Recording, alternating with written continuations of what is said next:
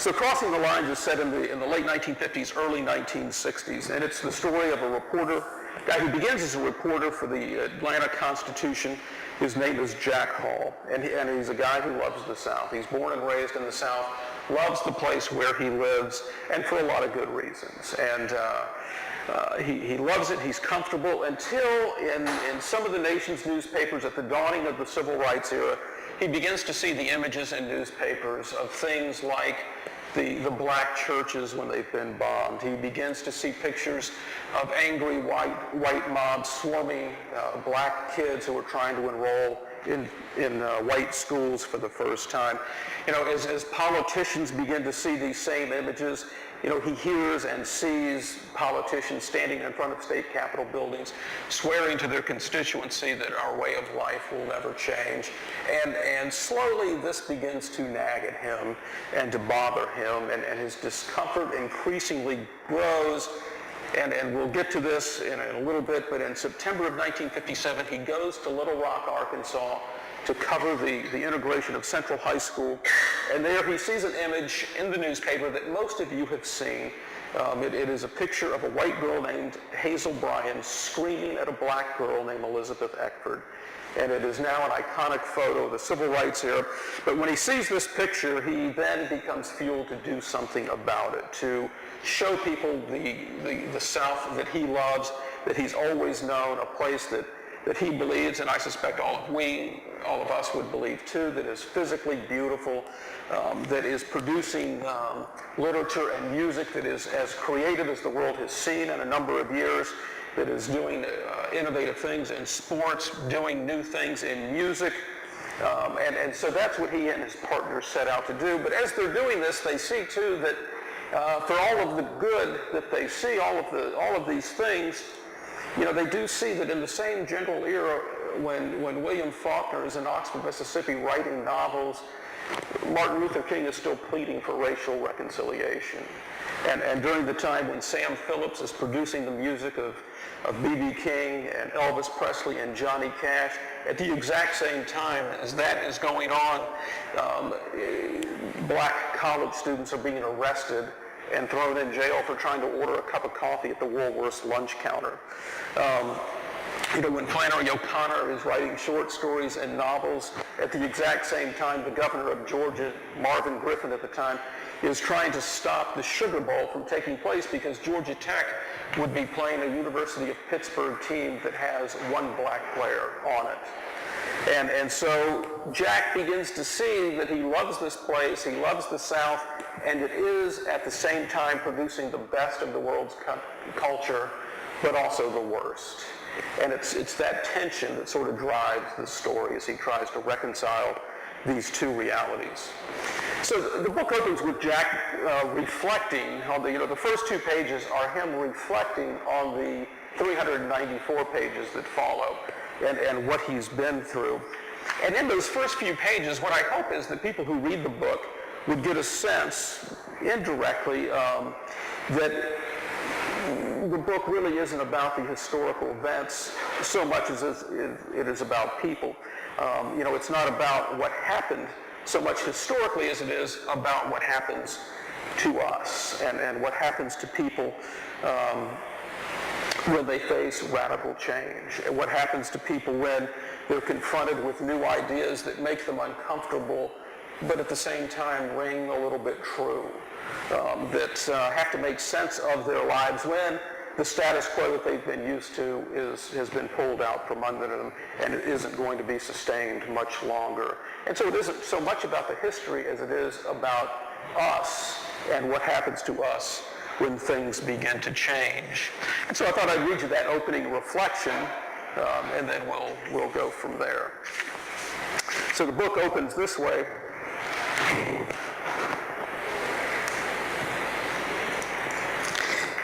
So here's the opening of the book. It says, "There was a time when I aspired to only 3 things in life: to enjoy my work, to love and care for my family, and to take pleasure in the company of a few good friends. I never coveted fame nor craved fortune. My proper place, I knew, was adjacent to the fray, but never in it. As a reporter, I gathered facts and presented them well. With nouns, verbs, adverbs, and adjectives, I ushered readers to a ringside seat. I'd put them front and center where they could, without obstruction, witness the drama of life in the world around them. I prowled at the fringes, hovering where I could keep an eye on the men who moved the world. Like a hummingbird, I flitted from one story to the next, extracting what I needed and then quickly moving on in search of more.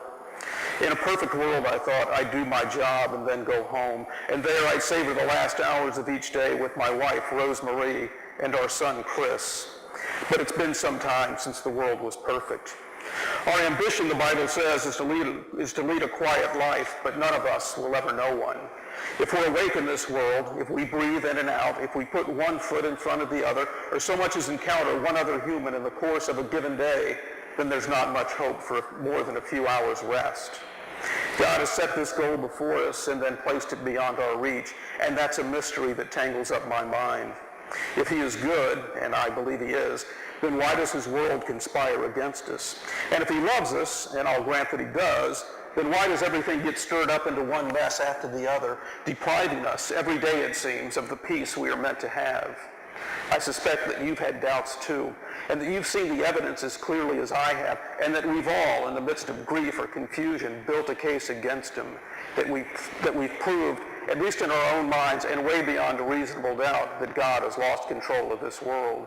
Even the dullest among us can point to war and communism, or to hurricanes and tornadoes, and God himself surely knows we've had our fill of polio and cancer and tuberculosis.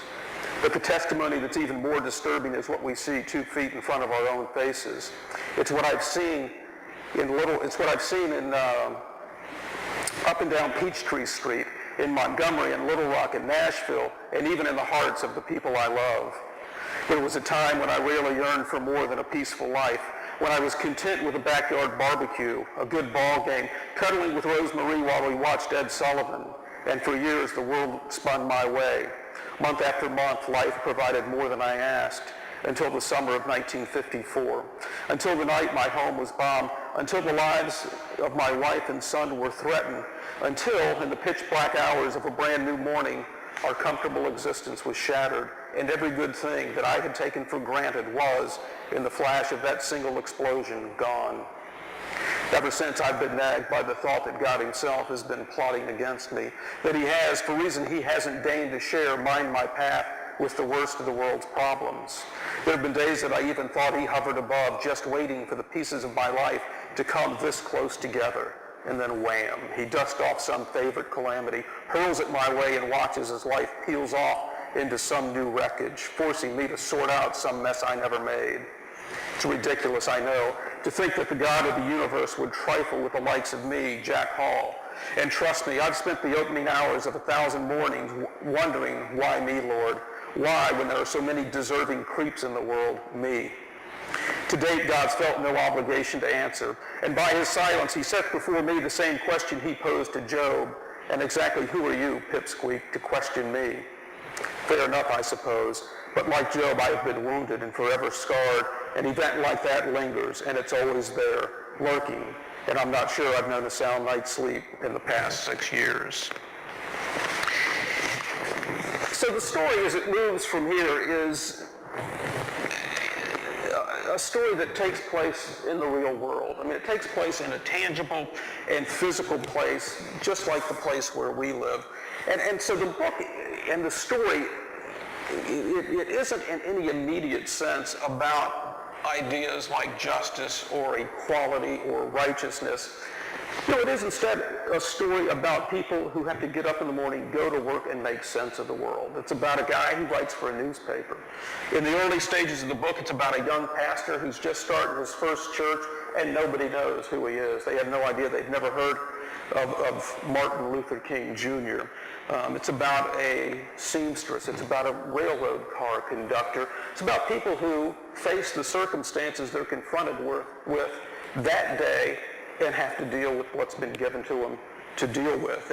And so it's a story about thinking, breathing people who get up, go to work in the morning, and figure out where and how they fit into the world. And so in the early stages of the book, Jack's a reporter. He meets his new boss's boss, who is Ralph McGill, the editor of the Atlanta Constitution, Because of his background and his history, McGill sends him off to Montgomery to look into a possible bus situation over there. And so he goes, he meets Martin Luther King, he sees that King's 26 years old, he doesn't know anything. He looks around, they have no resources, they have no communication vehicles, and he's certain that they don't have the wherewithal to effectively mount this bus boycott. He gets back to his hotel, opens the Sunday newspaper, discovers the Montgomery Advertiser has actually put a story on the front page about it, thereby becoming the communications arm of the boycott movement, letting people know when and where to be. Decides, well, maybe this would be interesting after all, and so he goes down to the section of town where the boycott is going to begin, and he walks around. And he just takes a look, and he meets some people, he interviews some people down there, he walks on the streets and down the sidewalk side by side with them, and for the first time, you know, he's with people who are different than he is. And as he's with them and as he talks with them, what had been for him an abstract idea now has flesh and blood attached to it. And as it has flesh and blood attached to it, you know, he suddenly has to begin to think about it in a different way. And so this is what goes on when he strolls the streets of Montgomery the first day of the Montgomery Bus Boycott. I was up at 5 the next morning, and by 6 I was traveling west on Dexter Avenue, heading toward town. Even now, before the sun had made an appearance, Negroes streamed down the sidewalks, laborers, maids, and craftsmen, somber looking with their eyes cast down or fixed straight ahead, all of them too intent to so much as speak to one another. I parked the car. With pen and pad in hand, I joined the procession, absorbing as much of the spectacle as I could, observing the solemnity of it all, and noting the hard-boiled resolve of 1,000 nameless Negroes. A sunbeam bread truck, bright gold and blue, a blonde all-American girl sparkling from its side, stopped a local diner. A dairy truck clinked past, a contented cow beaming from its back door. Stacks of twine-wrapped newspapers thumped to the pavement, tossed from the back of a passing blue van. The sounds of a waking city surrounded me, and yet, at the same time, there was a reverent hush, as if I stood in the back of an open-air church whose congregation didn't dare speak or laugh or call a best friend's name. It's always still at dawn, always calm before the city stirs, but today, the colored section of this town fell under a spell that I had never seen cast before. This occasion, this particular cause, at this precise time, it spawned some mutant form of self-control and a scene that looked eerie. I came to the corner. A hand-lettered sign was tacked to a phone pole, cheap poster board, the letters scrawled in a streaky black marker. People don't ride the bus today. Don't ride it for freedom. Across the street, a small crowd had clustered at the Posey parking lot. Bundled in coats and scarves, they heaved clouds of warm breath into a chilled air. They were old and gray, and young and middle-aged. Some I could see were thrilled by the adventure. They were alert, exhilarated by the thought of a new crusade. Others looked lost and frightened. I jogged across the street, propelled as everyone else by the brisk air and a brash spirit. I approached one of the men, flashed my pad and pen, and said, "Mind if I ask you a couple of questions?" He jutted his chin into the air, appraising me. He didn't speak, but the gesture, I thought, was an invitation to trying. "So what's this all about?" I asked. He looked at me as if I'd just flown in from Pluto, like I was the only guy in town who hadn't seen yesterday's paper. "The boycott," he said. His eyes swept over his companions. "That's why we're all here." "Yeah, I understand that," I said, "but what difference is this going to make? What do you think you're going to accomplish standing out here in the cold?" Just then a city bus roared around the corner. A giant red and blue Pepsi-Cola bottle cap was stuck to its nose, this cheery three-dimensional transit ad that now, breaching the solemnity, seemed ill-timed, like Bozo busting in on a funeral. The bus chugged past, spewing a wake of diesel-scented fumes. A lone white woman peered out the window, bewildered by the empty seats around her and marveling at the Negro crowds encamped on every third or fourth corner. "That right there," the man said, "that's got to get their attention, get them to see what's going on down here." "You don't think they know?" I asked. He looked at me, half bemused, half befuddled. "I don't think they spent 2 minutes of their whole lives thinking about us." "So how long are you willing to do this?" I asked. For the first time, the man looked at me straight on. "Long as it takes," he said. I walked again. Black people were clustered everywhere. They rubbed their arms to stay warm. Some paced, others bounced on tiptoes. Taxi cabs rushed past, all of them bulging with dark-skinned passengers. I couldn't help but to think of the comic photos of college kids cramming themselves into small cars and phone booths, but I was never tempted to laugh. The sidewalks swarmed now with waves of colored people hurrying to work, brown paper lunch sacks dangling from two-toned fingers, forging ahead silently. The city began to perk, with a steady whoosh of traffic, with lights blinking red, yellow, and green, with the faint smell of exhaust tainting the pre-Christmas air. I rounded the bend where Dexter Avenue turns to Commerce and found myself in step with an older black woman. She was heavy-set, her gait was slow and lopsided. A felt-covered clothes was pulled to her ears and trimmed in fabric that marched her green and gray scarf. A white waist-length coat strained to make its way around her. She was fleshy and thick and in full possession of that kindly maternal glow that graces so many Negro women. "You have far to go?" I asked her. She bolted upright, startled to find a white man so close beside her. She worked her jaw around a few times, chewing over her reply. Then she flicked a hand forward. "A couple of miles," she said, "maybe more." "It's going to take a while," I replied. She looked straight ahead and mumbled, "Uh-huh. And it looks like you've been walking a while already."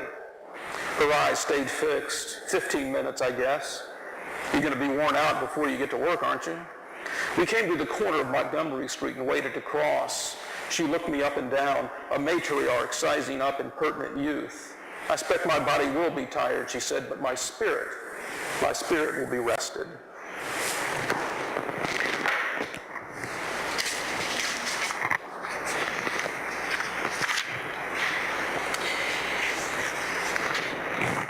As the story goes on, after that, Jack meets Martin Luther King, and they strike up an acquaintanceship. They get to know each other and visit when they're in the same town. So he gets to like King, and he has a young son. Through the course of the story, his son becomes an idealistic teenager who becomes enamored of King and enchanted by the rhetoric and by the ideas. And so as a result of that, Jack, the protagonist, he becomes sympathetic to the cause. But his sympathy for it is really based more on personal affection than true belief. He likes King. And as he looks at it, as he sees what's going on, the whole idea of ending segregation, of integrating the society is, to a Southerner of his age at that time, an implausible thing. He looks at what's going on and he just doesn't see a way this is going to work. And he certainly doesn't understand why it would be worth the trouble and all of the turmoil that's being caused. And so that's where he is. In the fall of '57, he picks up a freelance job from Life magazine. Life actually hired freelancers to do this task, and they sent him to Little Rock to cover the integration of Central High School in Little Rock, Arkansas. Little Rock was supposed to have been the case study for how to do it right. And so it's really supposed to be a dull story for him. And they're going to use this to show how a Southern town plans for this and peacefully and orderly makes the transition from segregation to an integrated school system. So he and his partner's name is Dalton Dorsey. They get to Little Rock, they do a little investigating, find out all is not what it seems, that there is a man named Amos Guthridge, another man named Johnson, a group of women from the Baptist Church who make up the Mothers Council, who are committed to seeing to it that Central High is not integrated, and have made it, even though the courts have ruled, they want to see to it that this actually doesn't take place. They learned that the governor, Orville Faubus, has ordered for the National Guard to come out to keep the peace, and so in this section of the story, they're sneaking out a little bit early to go to Central High School and to see what happens when black kids try to integrate the school for the first time. But this is a little Bit of a long passage, so I'm editing as I read, cutting out a few paragraphs as I go here. So they're on the scene. Dalton and I rushed along 12th Street, keeping our eyes open, making mental notes along the way. We crossed Park Avenue and came to a one-bench bus stop that occupied the corner. "Hang on a second," Dalton said. "I want to get this down before I forget it." We sat on the bench scribbling on notepads, trying to capture the scene before us. 3 Confederate flags, bright red with deep blue stripes, waved across a patch of cloudless sky. The crowd stirred like livestock before a thunderstorm, and so many, we noticed, were women. My gaze fell on a brunette. She was my age, maybe a year or two older. Her hair had been curled, combed, and sprayed, every strand in perfect position. She wore a sleeveless yellow dress belted at the waist with matching open-toed shoes. She held a toddler by the hand who, it seemed to me, was charmed by all the sights, sounds, and colors. I watched her closely. Her eyes darted back and forth across the crowd to the soldiers, to the passing cars and buses. She stared at the school, eyes wide and vacant-looking, as if she'd stumbled onto the scene of some terrible crash. With her free hand, she reached to the corner of her left eye to block the tears she couldn't quite hold. Across the street, on the opposite sidewalk, I came to an older woman. She wore a dark dress with lace at the neck and shoulders, 3 buttons fastened from neckline to waistline. She wore sensible black shoes. Her cheeks and neck and chin sagged with the fleshiness that comes with age. Her eyes, I noticed, were narrowed to slits, and her mouth drooped at the corners into a permanent, dejected scowl. These were not wild-eyed activists. They were hardly radicals or rabble-rousers. They could not have possibly been outside agitators. They were a mother and a grandmother. They were wives and PTA members and church volunteers, not much different than Rosemarie. Others in the crowd had moved from sadness to anger, and the anger was quickly mutating into open defiance. We read the words on every sign: "See you later, integrator," "Back to the jungle," and the less imaginative, "Go home, niggers." We heard shouts and corresponding chants from each pocket of protest. A bus pulled in front of us, blocking the view. "Come on," Dalton complained. He waved a hand, shooing the bus forward. "I'm working here," he snarled. "It is a bus stop," I reminded him. A middle-aged maid climbed down the bus steps. A salesgirl followed, then a teacher who was trailed by a teenage colored girl. She wore sunglasses and clutched a blue spiral notebook, the kind the kids all carry to school. The black girl turned toward Central High. She surveyed the area. Her chest swelled with a deep breath, and then with her head raised high, with this posture of great resolve, she started forward. I elbowed Dalton hard to the ribs. "That's one of the kids," I gasped. "I've seen her picture. She's one of the 9. I checked my watch. "She's early." "Yeah," Dalton whispered, "and alone." We eased off the bench and trailed at a safe distance. "I thought they were all coming together," Dalton said. I shrugged and said, "It's what I heard." As she neared Central High, the white crowd stirred, and a murmur rippled its way around the campus. Eckford neared 14th Street, where hundreds of National Guardsmen flashed into view. She stopped for a moment and sighed, her shoulders turning loose of the tension relieved by the sight of such ample protection. Her pace quickened. In the distance, a pack of white students began to move in a wide circle, like hungry wolves closing in on a stray lamb. Closer, the taunts began to fly. Eckford marched forward, her head now bowed and her lips clamped tight with determination. She hurried for the sidewalk to the line of soldiers, racing to put them between her and the swelling mob. She was 12 yards away when she broke into a jog, rushing to slip behind the protective shield. She had closed to within 10 feet when an armed guardsman threw out his right hand, fingers splayed wide. He slid his left foot to the side, blocking the girl's path. "No colored allowed," he snapped. "You need to go home." She froze, dazed by the unexpected blow. "What do you mean, not allowed?" I shouted. "The court ordered the governor," the soldier barked. Then, more quietly, "just now came." "Father's ordered you to block these kids? Today?" The soldier stood straight as a flagpole and just as silent. The Negro girl hurried past the traffic barrier, 20 yards further to a spot where white kids passed freely. Behind her, the mob grew. With every step, they'd begun to surround her, racing up beside her, angry, and now emboldened by the guards' indifference. "Go back to the damn jungle," someone screamed. "Yeah, go back where you came from, nigger." From her left flank, a pair of white girls rushed up beside her. They swaggered alongside, swaying their hips brashly. One of them looked Eckford up and down, inspecting her hair, face, and clothes. Without stopping, she turned to her friend. "Would you look at those shoes?" she cooed haughtily, to the giggling delight of those around her. Eckford stared straight ahead, clasping the notebook tighter. Behind her, just to the right of the two girls, a young man flailed his arms in the air. "Lyncher," he screamed, touching off a new barrage of taunts and jeers.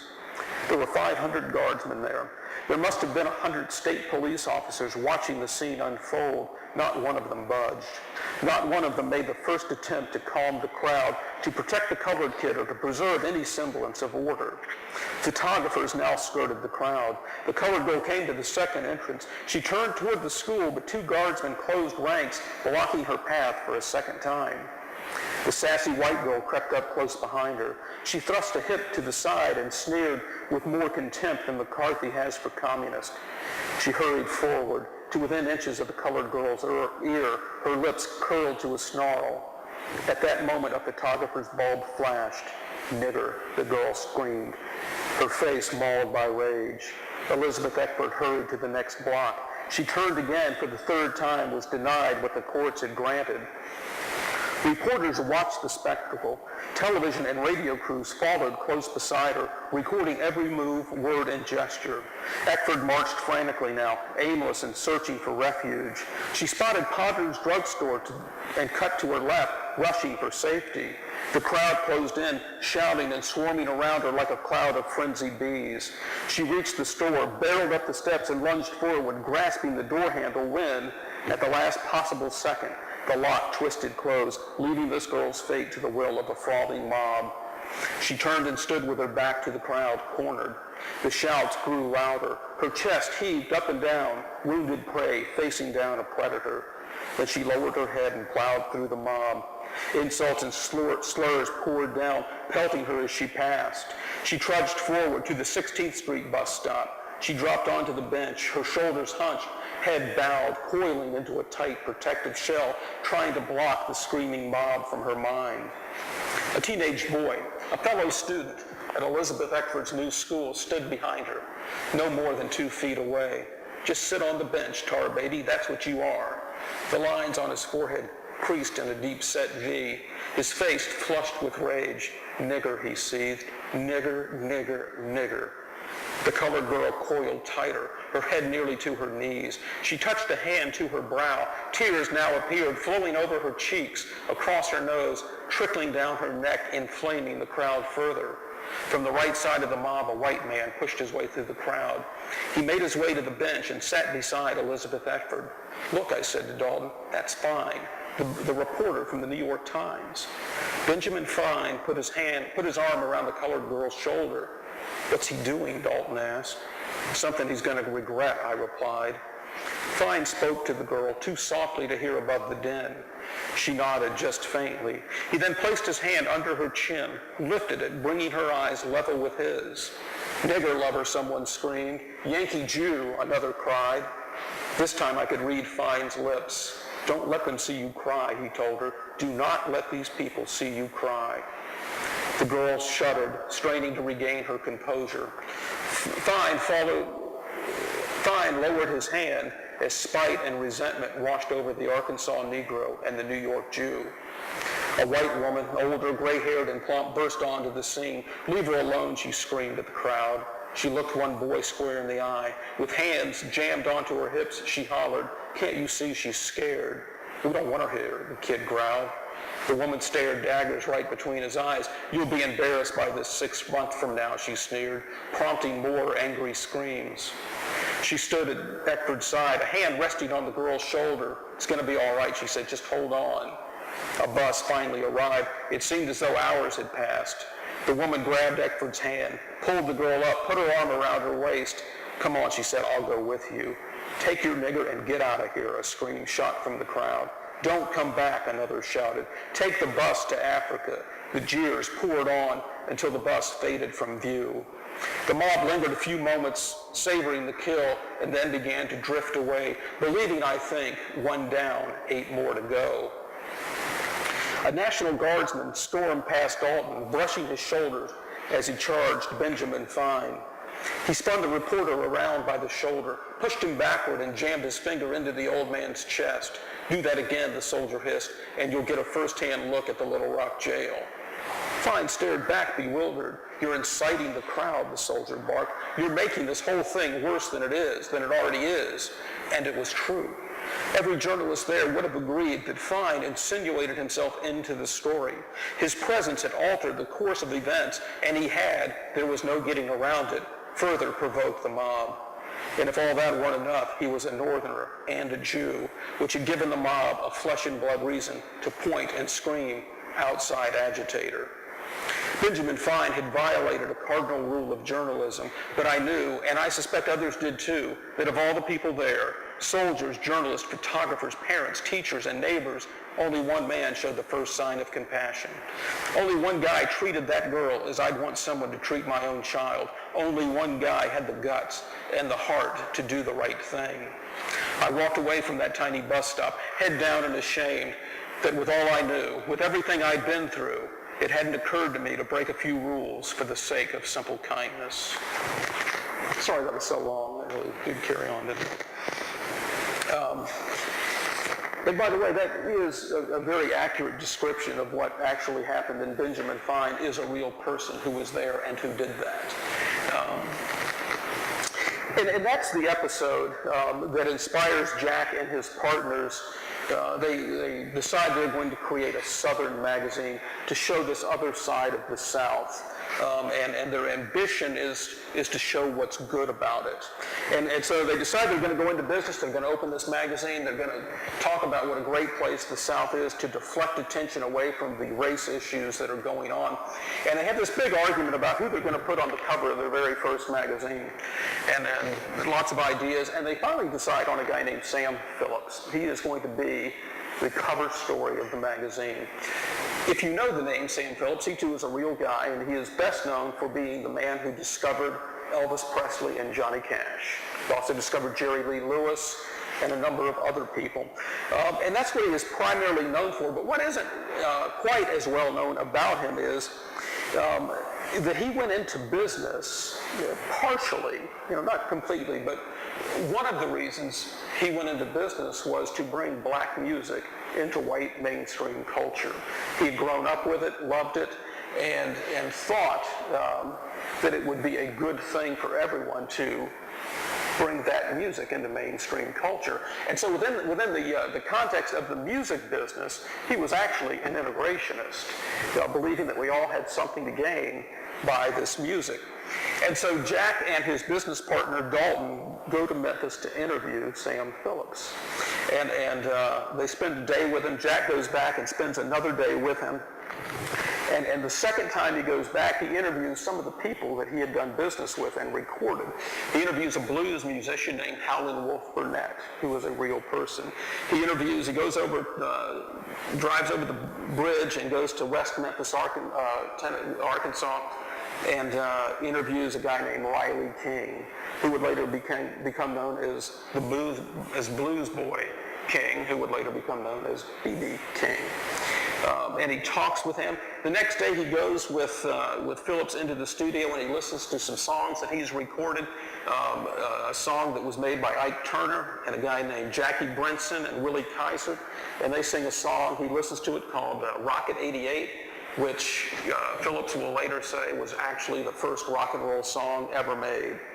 And so he has this experience. He spent a couple of days with Sam Phillips, and he has talked with B.B. King, he's talked with Howlin' Wolf Burnett, and he's putting all of this together. He's been to Montgomery, he's been to Little Rock, and now he's talked to these guys, and he's trying to put this all together. And this will be the last part I read, and then hopefully you guys will have a question or two.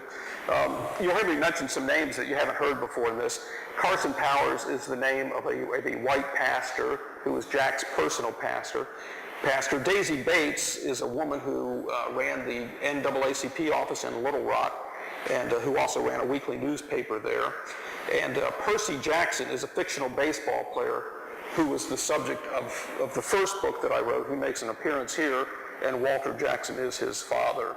And so I'll close with this final section where Jack is thinking about Sam Phillips and B.B. King and the other people that he has met along the way. Late that night, I drifted out of the Peabody and found myself wandering amid this bank of the South's most storied river. I sat and watched it ripple past, my mind circling 1,000 thoughts, not just on this article, on the stuff that was, as Dalton and Jeff Rogers had so aptly put it, just an aside, but on the bigger picture of our business and what we might really do with it. I was just beginning to see the magnitude of what Phillips had accomplished. I was, after hearing Burnett and King, after listening to the music these men had made together, getting a truer picture of Sam Phillips' vision. From 706 Union Street, a tiny storefront 200 yards off Beale, he'd set out to mingle black and white culture, to bring us all the best of what each had to offer and to blend it into something new, something better than any of us would have ever known, living secluded lives. In Sam Phillips, I saw qualities I envied, a quirky creative flair, a compulsion to create and cultivate, an inborn need to bring out the best in others, to wring out every last drop of whatever God had put in and to spread it indiscriminately around the world. And in an odd way, I thought, if you looked at it from a certain kind of weird angle, Phillips was a little bit like Martin King. He gave the Negro a place to sit, side by side with his white neighbors, where he was free to use his gifts fully. Music, records, the radio business, and his own nearly boundless imagination were the tools Philip used. With them, he freed what was inside. He released what was bound up in the hearts of the poor, and he turned up the volume for us all to hear. It was, though Phillips would have never used the phrase, his own version of King's beloved community. He mixed the races in a way nobody ever had before, and his purpose was to elevate us all.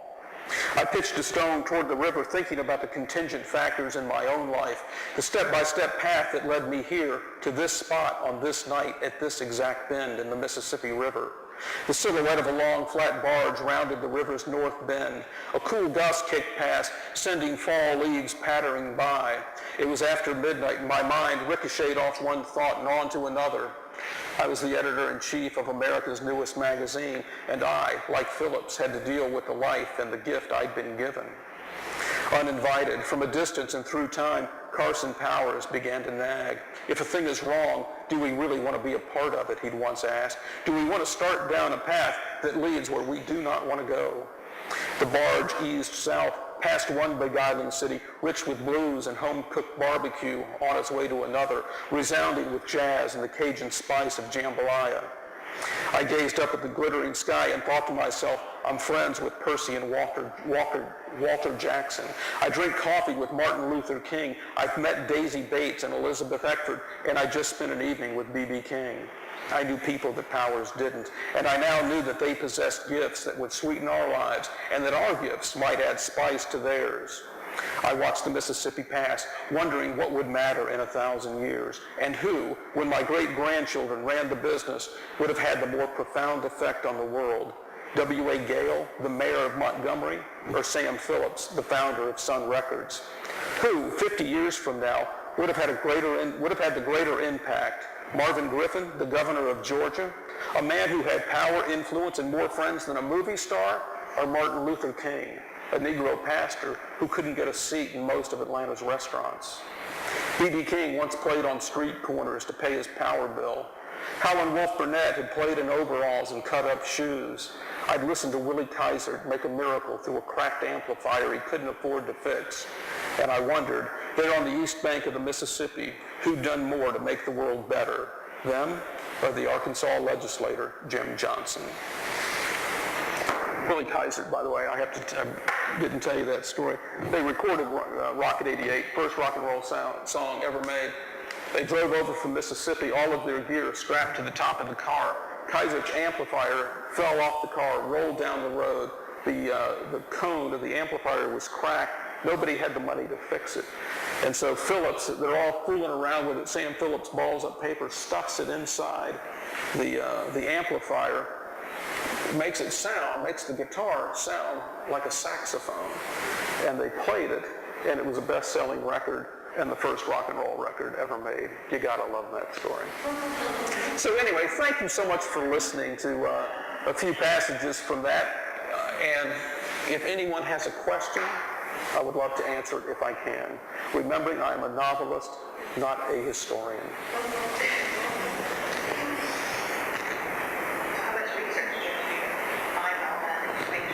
A lot. The question was how much research. It was a lot of research, and if you want to be a writer doing work that requires research, you want to do it in the age of the internet. I mean, most of it I did from home, although I will tell you that the librarians at the Emory Library are terrific and helpful people, and with two college university research libraries in town, it's helpful to live here. But the primary sources are pretty readily available. And you can, when I wrote this, there are passages in here where King speaks and where others speak. And it's just nice to be able to go to YouTube, make a couple of clicks just to hear the rhythm and cadence of people speaking, so that you can pick that up and try to incorporate it into their speech when you're writing it as well. So, anything else? What do you want from here to get out of it? So what's your goal? First and foremost, the goal is to have a book that you like to read. I like the English language a lot. I like the way you can create rhythm and cadence with it. And so, the first thing is I want you to like the story and the way it's written. Beyond that, if there is a takeaway to it, I'll tell you what I learned in doing it that I took away from writing it. And one was, I was struck by and impressed by how much Martin Luther King Jr. and the first pioneers of the civil rights movement loved white people. So much of what they did, he made a point of saying, I am doing this for them. Understanding that a society that oppressed one group of people, that was unjust to one group of people, was oppressive and unjust for everyone. And there are conversations where he and Jack are talking, and he makes the claim, Jack says, so you love the mayor of Montgomery? And King says, I'm not too fond of him right now, but ultimately, if we are going to live in the kind of world we are made to live in, I must love him, and we must change the whole of society for everyone. And so I hope they get a sense for, that readers would get a sense for the nobility of the civil rights movement when it began and in that era. It was fully comprehended all of society. And I told a radio interviewer the other day that from my perspective, as a white man looking back on it, knowing what I know now, and understanding too, black people will disagree with me immediately on this. But from the perspective of a white guy looking back on this, my impression is that white people gained far more from the civil rights movement than black people did. From the perspective of a white person looking back on it, it looks to me as though black people won rights. They won the wherewithal to sit on the bus, to go into the restaurants. They won the rights to do things. White people got changed hearts and changed minds and changed attitudes, and thereby also gained an entire population of people to relate to that we really didn't relate to before in the same way. And so, again, I think a black audience might raise their hand and have something to say about that. But from the perspective of a white person, we gained a lot in our changed minds and changed attitudes from the civil rights movement. The reason for doing the fiction part of it is to have characters be able to react to that. You know, kind of going back to saying, I didn't want it. If you want to know the history, there are history books, you know, and but creating fictional situations and fictional characters to react and respond to these people gives us a chance to see, you know, what it did to us as well. And so I think all of the historical incidents in here, again, I'm not an historian, but I think they're pretty accurately portrayed, and that we get a look inside those people as well. You know, there's a whole long section in the book where John Lewis and Diane Nash are in Nashville sitting in at the Woolworths lunch counter, and Chris, Jack's son, sits with them, and we get a pretty good look at what was going on in their minds, and in the whole generational part of this story as well. Younger white people in conflict with older white people, and even the same among black people as well, in terms of how to go about doing this. And so we get a look at that a little bit too. But thank you for asking. Anything else? Again, thank you all very much for coming. I appreciate it a lot.